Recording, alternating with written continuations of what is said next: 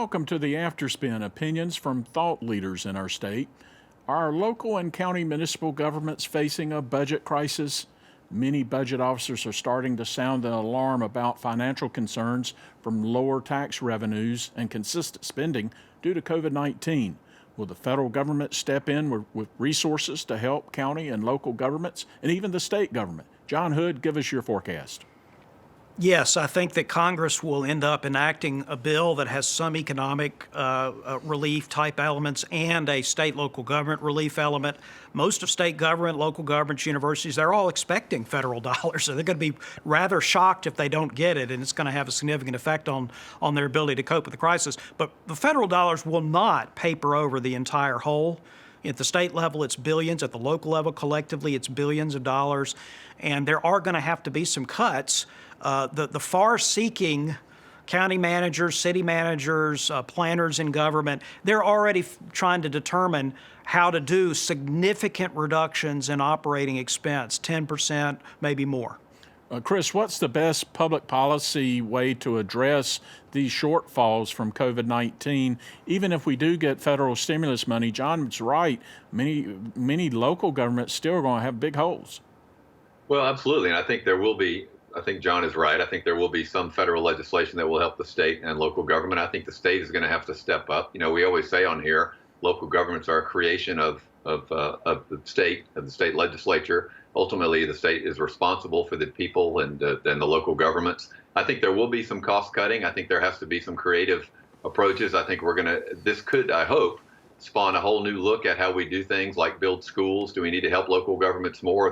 Or renovate schools in a lot of areas where they don't need new ones. They have old ones falling down. We've long talked on NC Spin about the deteriorating wastewater treatment plants, which are one disaster away in many communities. They're 30 years old. They need help.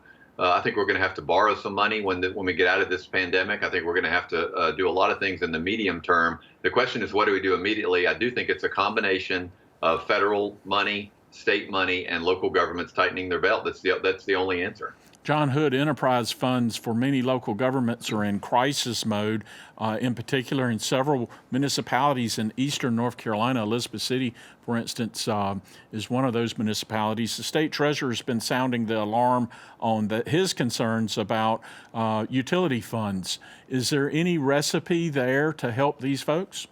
If you're going to help people who have lost their jobs or can't afford their utility payments, you can't do it by simply not collecting the revenue for the local government. That's not the right answer. You could subsidize them in some other way if you have to do that.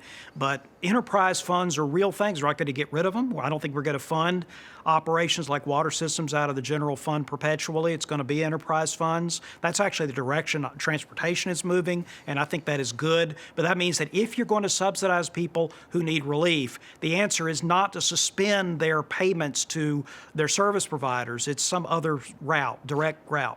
Chris, what are customers who are late on paying Duke Energy or Dominion Energy? What type of assistance is out there? Is there any type of coordinated effort to help people who are having a hard time paying their utility bill?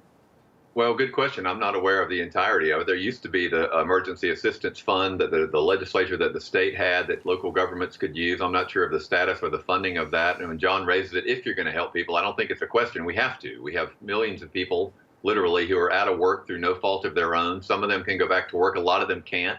Their unemployment benefits are among the lowest in the country in North Carolina. They recently lost their additional federal plan. Their businesses got help for a while from the federal government. That has gone away largely.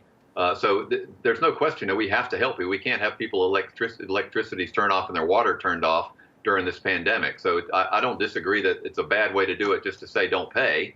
So the state and federal government, I think, have to step in, and local government has to figure out a way to take a hit too until we can get to the other side of this thing. Chris and John, thank you for your input, and thank you for watching the Afterspin. More video all during the week on ncspin.com.